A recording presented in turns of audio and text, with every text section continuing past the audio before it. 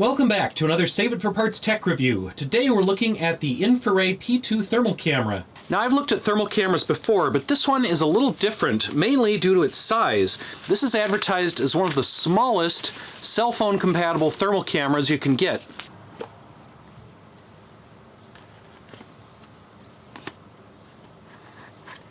And it is indeed pretty small. This is our main camera right here. And yeah, that thing is tiny. Also comes with this little clip-on or magnetically attached macro lens. This can be plugged directly into your Android phone with USB-C, or you can use this extension cable to use it kind of separately from the phone or plug it into a computer. They sent me this relatively massive screen cleaning cloth, which is way bigger than I need for something like this. We have a little package in here with another screen cleaning cloth and the manuals and information. And a very basic manual basically just tells you where to download the software and then some general usage cautions. We have to make sure not to aim it at the sun, not to get it wet, and not to violently disassemble it. So the instructions basically just say to search for the P2 Pro app. I'm going to assume this is it. Alright, so the app has kind of a little walkthrough, and it's supposed to have its own built-in manual. And then we've got a couple modes we can go through here. Alright, so I'm going to take the screen protector off of our little imager and plug that into the phone. And then we need to turn on OTG. Well, apparently this phone doesn't have OTG, so I guess I'm going to have to find another phone to try this out with. Alright, we're trying a slightly different phone. This one's a little more damaged. It's got some cracks on the screen, so I wasn't going to use this phone to test out because it's not as pretty, but maybe it'll work better. It seems this won't fit in here with the screen protector around the phone, so we'll either have to take the case off or use that extension cable. Alright, we're using the extension cable. We're going to give some permissions for photos and whatnot here. Alright, it looks like that's working. It's a little awkward to use the thing with this extension cable, so maybe we'll go ahead and take the case off the phone so we can use this as intended. As usual, I'm testing this on my cat first, and he's going to leave the room now that I've said that. We'll try our other cat, Fluff, who's taking a nap in the clean laundry. And there she is in the thermal view. I'm noticing the resolution on this camera isn't quite as good as some of the other cameras I've used, but the dynamic range is better. For example, I'm seeing not just the very warm cat, but I'm also seeing the thermal outlines of the furniture around her. Some of the other cameras that I've tested will only show some of the hottest or coldest items. They're not good at showing a range of temperatures. This one seems like it has a pretty good range. As with the other cameras I've tested, this has a couple dynamic temperature measurements right on the screen. There's a red crosshair which shows the hottest part of the image, a blue crosshair showing the coldest part, and then there's that white one in the center that just shows whatever that center area happens to be measuring. So right now the coldest area is back underneath the desk, the hottest spot is on Fluff's face, and then the center is just kind of the ambient room temperature. I think we can go into the settings and change that over to Fahrenheit since we're in the US.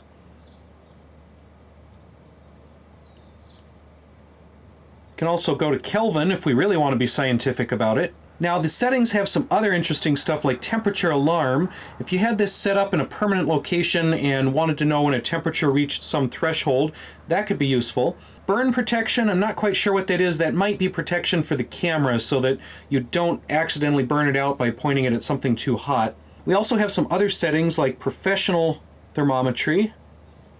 Let's go see what that does. It looks like that gives you more measurement options, so you can measure a line across the screen, you can measure an area, you can show your scale, you can do all kinds of other stuff with it here. You can change advanced image settings. So this image optimize, let's just see what that does. Yeah, it definitely looks a little worse with image optimize turned off. That might be something like high dynamic range, or I'm not quite sure what that does exactly. We'll have to read the on-screen manual for that. And then it's got this automatic shutter switch. You can kind of hear the camera clicking away as it switches ranges. So when you go from a particularly cold object to a hot object, you can hear a little shutter in here clicking as it moves things around and readjusts itself. Let's see, our general settings. Yeah, we can change our language. We can turn that watermark on and off. And then under help, we've got the entire PDF manual. So we can actually read all about it in here, find out all the advanced settings. everything we ever wanted to know about it is right here in the app. Now this works as a regular camera, so I can go ahead and take photos and video while I'm walking around. I might switch over to that here rather than trying to film the screen with my camcorder, because it'll probably just look a little better and there'll be less random reflections and my fingers in the way and whatnot. One mild annoyance is that the P2 camera saves its photos and video buried in some obscure corner of the Android operating system. They don't get saved in the DCIM folder like everything else uses, so it's a little bit harder to get those off onto the computer if you actually want to use the photos and video somewhere else. So this camera does not record audio when you're recording video. It's too bad they couldn't integrate it with the phone's microphone or something so that it would overlay audio on top, but I'll do a voiceover here. We're looking at Donnie. It's always fun to look at the cats with these infrared imagers. Here's a view of the shower floor, and you can see all the water spots, all the drips on the floor of the shower. These are basically invisible in normal light. I can't see any of them just looking at it with my eyes, but the thermal camera can see clearly the difference between cold drops of water on the shower and the surrounding plastic. We can look over at the sink quickly and see the difference between hot water running out of the faucet and cold water. Heading downstairs, we can look at our circuit breaker panel and see if any particular circuit is using too much power or overheating. Everything looks fine on there. I also like to bring these into completely dark rooms and show how you can still see walls and objects, especially any warm things like animals, and you can actually navigate through a completely darkened space with one of these thermal cameras. They are way better than traditional night vision or starlight scopes because they need absolutely zero light to see. They just need tiny heat variations in the environment to be able to create an image. Here's a look around outside in the yard. These little cameras are great for looking at your house, finding any hot or cold spots where air is escaping, finding any places where you have thinner insulation, or you might have a water leak, or you might have some other issue with your house. They can diagnose common household problems that you just can't see with your naked eye. Here we have a few different color palette modes. I've discussed this before in some other videos. You can switch color palettes when you want to really bring out details in certain areas. Maybe you want to make it more obvious which parts are hot or which parts are cold, or you want a little bit higher contrast, or just some color palette that makes more sense to your eye. One thing I like about this is it auto-rotates from horizontal to vertical mode, so all of the labels, all of the text and whatnot rotates with the phone when you change it around. Some of the other cameras I've looked at don't do that. You have to go in and manually switch it, and when you do a recording, everything looks funky. Now, occasionally when I plug the thermal imager into the phone, the app tries to start, but it just hangs, so I have to manually quit it and then unplug the camera and plug it back in. So aside from its size, the other main feature that this advertises is the little macro lens. So if we just clip that onto the front of our imager here,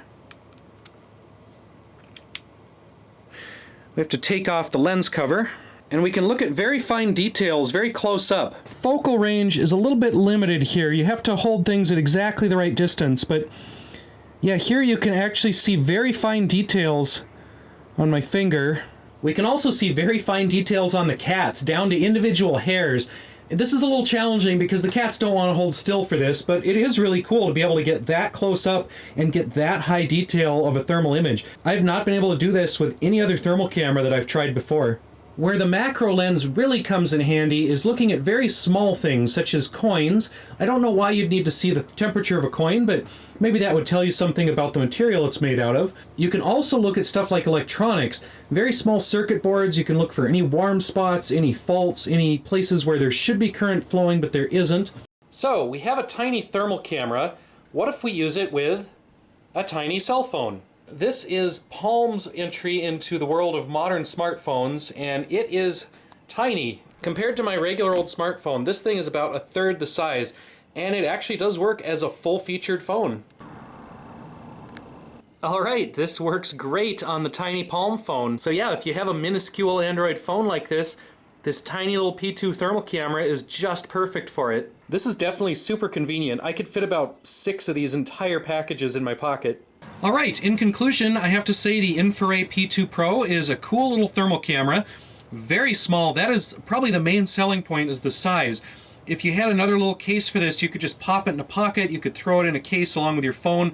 This takes up almost no space, even with the macro lens. It performs pretty well, it shows a nice range of temperatures. Where it struggles a little bit is in the resolution and the frame rate. Another issue I had was that the app sometimes crashes when you plug it in, so it can take a few minutes to get it fired up and working correctly. On the plus side, the user interface seems very good, the settings are very intuitive, the auto rotation is very nice, and overall it takes almost no effort to plug it in and get started with it. The small size is really great for portability and convenience, and you can use it with even the smallest Android phones, which I think is really cool. That macro lens is also something cool that I haven't seen before on a thermal camera, and it was really cool to have that included and have that as an option for looking at very small things like electronics, small animals, etc. I hope this has been a useful review for everyone. Thanks for watching, and we'll see you next time.